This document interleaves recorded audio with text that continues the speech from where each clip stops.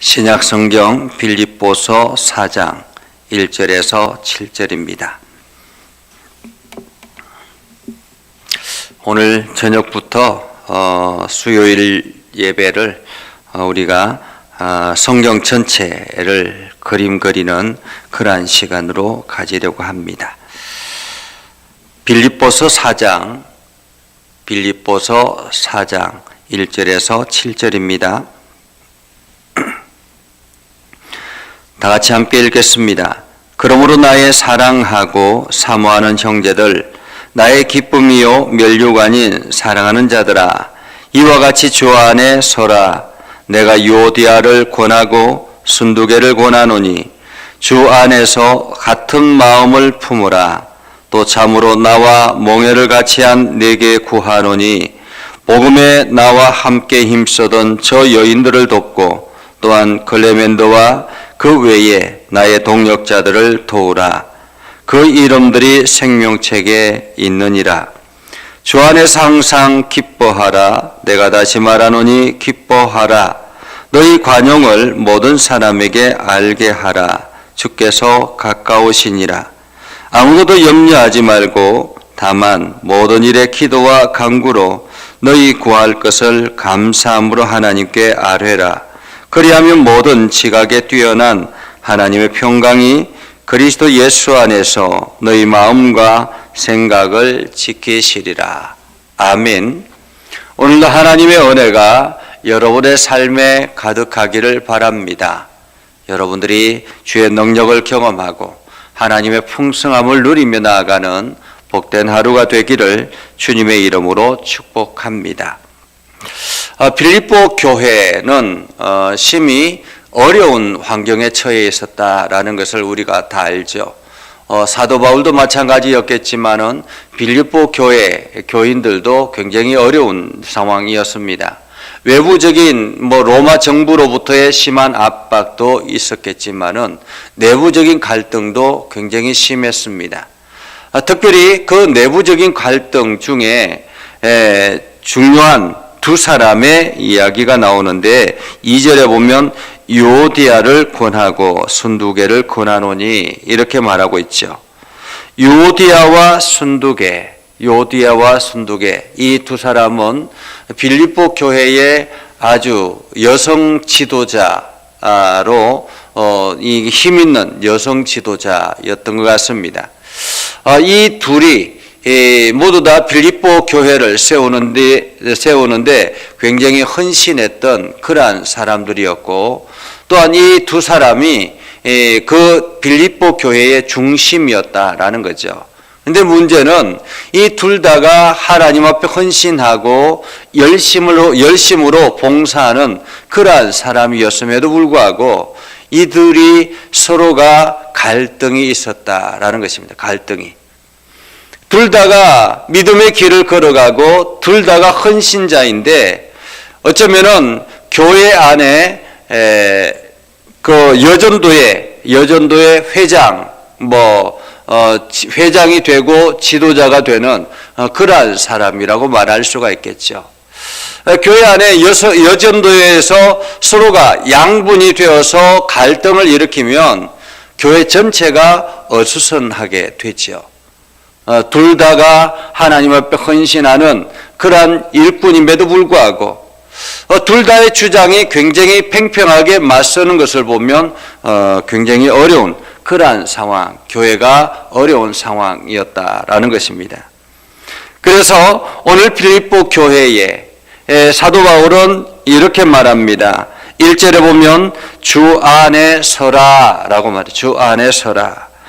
나의 사랑하고 사모하는 형제들, 나의 기쁨이요 면류관인 사랑하는 자들아, 너희는 이와 같이 주 안에 서라. 빌립보 지역 자체가 그때 당시에 로마 정부로부터 로마 정부에 헌신했던 그런 군대 퇴역 군인들이 굉장히 많이 여기에 와 살았다라고 합니다. 아마 지역 자체가 지중해와 연결되어 있었기 때문에 휴양 도시이기도 하죠. 그래서 많은 사람들이 이 퇴역 군인들이 와서 살고 있는 그런 상황이었기 때문에 지금 여기서 주 안에 서라, 이 서라라는 단어는 스테케네라는 단어로서 군사적인 용어라고 말합니다. 군사적인 용어. 그 군사적인 용어, 다시 말하면 끝까지 진지를 사수하라, 이런 의미를 가지고 있습니다. 끝까지 진지를 사수하라. 이 말은 사탄의 유혹으로부터 너희가 끝까지 고수하라라는 말이에요. 끝까지 주 안에 진지를, 주님의 진지를 사수하라, 이런 의미입니다. 주님의 진지를 사수하라. 믿음을 포기하지 말아라 라는 말이겠죠. 믿음을 포기하지 말아라. 그러면 주 안에 서는 방법이 무엇일까요? 여러분, 주 안에 설 수 있는 방법은 무엇일까? 우리가 주님의 진지를 끝까지 사수하는 세상의 어떤 유혹으로부터, 악한 사단의 유혹과 핍박으로부터, 협박으로부터 우리가 주 안에 서는 방법은 무엇일까요? 오늘 사도 바울은 이렇게 말합니다. 같은 마음을 품으라 라는 것입니다. 같은 마음을 품으라. 이 갈등이라는 것은, 이 갈이라는 것은 칡나무라고 합니다. 그리고 등은 등나무라고 하죠. 둘 다가 등굴 식물인데, 이게 둘이가 같이 모여 있으면 서로 뒤엉켜서 이게 제대로 자랄 수가 없는 거예요.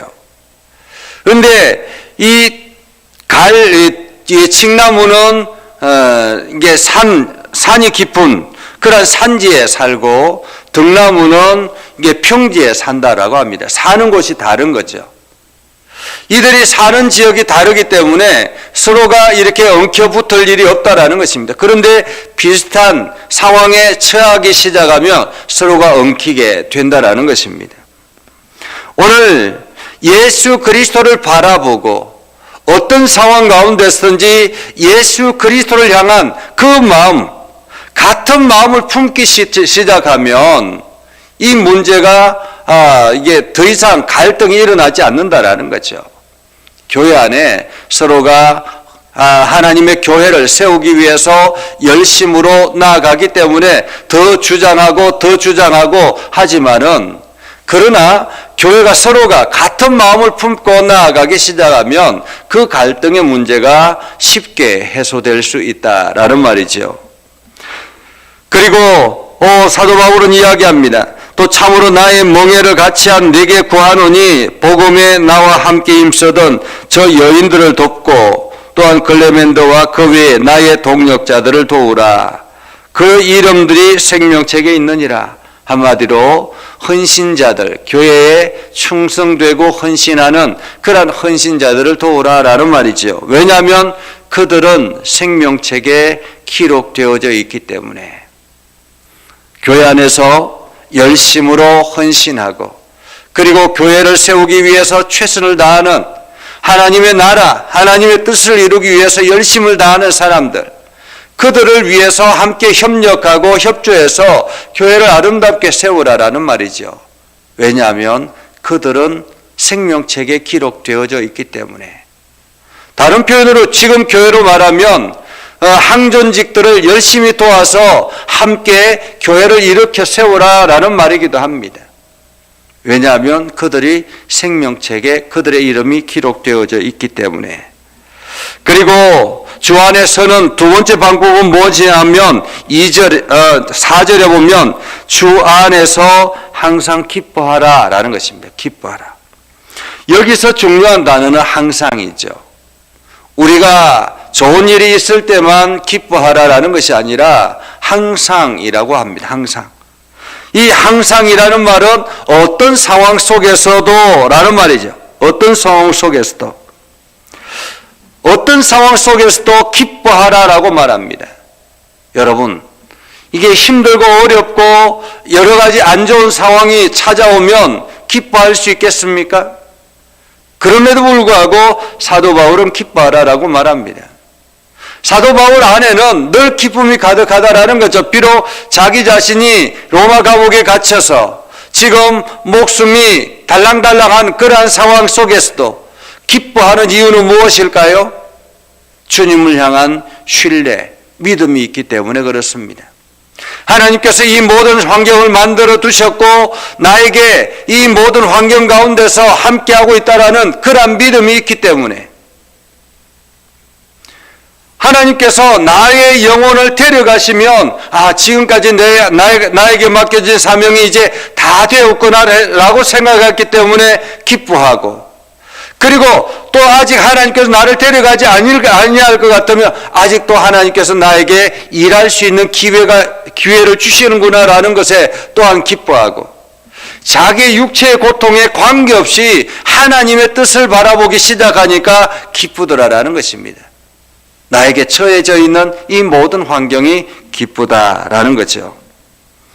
그래서 이 기뻐하다라는 말은 철저하게 믿음을 바탕으로 하기 때문에 기뻐할 수 있는 것입니다. 가끔 대기업이나 정치인들의 자녀들이 철없는 행동을 하는 때를 보죠. 철없는 행동을 하고 난 뒤에 감옥에 간다라고 하지만은 곧바로 또 이들은 또다시 비슷한 행동들을 할 때가 있습니다. 왜 그럴까요? 그냥 부모를 믿기 때문에 그런 거예요. 우리 부모가 나를 다시 빼내줄 것이다라는 이러한 믿음이 있는 거죠. 하물며 인간의 권력을 가지고 있는 사람들도 이러할진데 이 땅을 경영하는 하나님의 자녀로 살아가는 우리는 무엇이 염려가 되고 무엇이 두렵겠습니까? 그래서 내가 주 안에 있다라는 것 자체가, 내가 주님과 함께하고 있다라는 자체가, 내가 주님의 거룩한 백성이다라는 그 자체가 기쁘다라는 것입니다. 그래서 우리는 주 안에서 항상 기뻐하라라고 말하고 있는 것입니다. 그리고 세 번째로 우리가 바로 설 수 있는, 주 안에 설 수 있는 방법은 너희 관용을 모든 사람에게 알게 하라라고 말합니다. 너희 관용을. 여기서 관용이라는 말은 에피에이케스라는 그러한 단어인데요. 그 어원이 양보하다에서 나왔습니다. 양보하다. 관용은 양보를 바탕으로 한다라는 것입니다. 그래서 양보를 바탕으로 하기 때문에 관대함, 사려 깊음, 배려 이러한 것들이 포함되어지게 되는 것입니다. 너희 관용을 모든 사람들에게 알게 하라라는 말은 모든 사람들에게 관용을 베풀어라라는 말이겠죠. 하나님께서 모든 것의 주인 되시기 때문에 마음의 여유가 생겨지는 것입니다. 어떤 상황 속에서도 마음의 여유가 생기기 시작하면 용서가 되고 이해가 되고 그들을 이렇게 안으려고 하는 그런 마음이 생기게 되는 것이죠. 그래서 성도는 관용이 있는 사람이 되어야 합니다. 배려심이 깊고 모든 사람들을 포용할 수 있는 넓은 마음이 있어야 하는 것이죠. 마지막으로 사도 바울은 이렇게 말합니다. 아무것도 염려하지 말고 다만 모든 일에 기도와 간구로 너희 구할 것을 감사함으로 하나님께 아뢰라. 이 모든 너희가 주 안에 서기 위해서 이 모든 일을 행할 때에 우리가 모든 것들을 주님께 맡기고 하나님 앞에 기도하라라는 말입니다. 기도하라. 그러면 7절에 보면 모든 지각에 뛰어난 하나님의 평강이, 여기서 지각이다라는 말은 이해하다, 알다라는 말이죠. 모든 것을 알고 계시는 하나님께서, 우리의 형편과 처지를 아시는 하나님께서 이 땅의 전체를 경영하는 가운데서 내 삶이 어떻게 나아가야 되는지를 아시는 하나님께서 그리스도 예수 안에서 너희 마음과 생각을 지키시리라. 하나님께서 우리의 마음과 생각을 지켜주신다라는 것입니다. 기도하면 우리의 마음에 불안이 사라지고, 기도하면 우리 마음의 염려가 사라지고, 불안과 염려가 사라지기 시작하면 내 마음의 평화가 찾아오기 시작하고, 그 평화가 찾아오기 시작하면 환경이 달리 보이기 시작하고, 환경이 달리 보이기 시작하면 내 삶의 행동들이 달라지기 시작하는 것입니다. 행동이 달라지면 어떻게 되겠습니까? 환경이 또 다시 변화가 되는 것입니다. 그러면서 점점 삶이 긍정적으로 바뀌어가기 시작하고 그 긍정적인 삶의 변화로 인해서 더욱더 내 삶이 아름답게 세워지게 된다라는 거죠. 오늘 우리는 사도 바울을 통해서 주 안에 서라라고 말하고 있습니다. 주 안에 서라. 우리는 끝까지 이 주님 안에 서는, 주님을 향한 이 진지를 고수하는, 그래서 어떤 상황 가운데서도 흔들리지 않는 그러한 믿음을 가져서 하나님께 영광을 돌리는 복된 하루가 되기를 주님의 이름으로 축복합니다. 기도하겠습니다. 거룩하신 아버지 하나님, 은혜를 감사합니다. 하나님의 말씀을 붙들고 하나님께 영광을 돌리며 하나님 나라를 향해서 힘써 달려갑니다. 오늘도 역사하신 하나님을 찬양하며 우리 가운데 주님의 놀라운 역사를 경험하기를 소망합니다. 하나님, 우리가 주 안에 서도록 늘 우리의 마음과 생각을 주장하여 주시옵소서.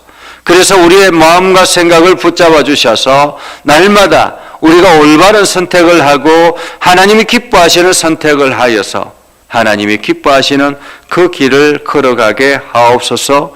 예수님의 이름으로 기도드리옵나이다. 아멘.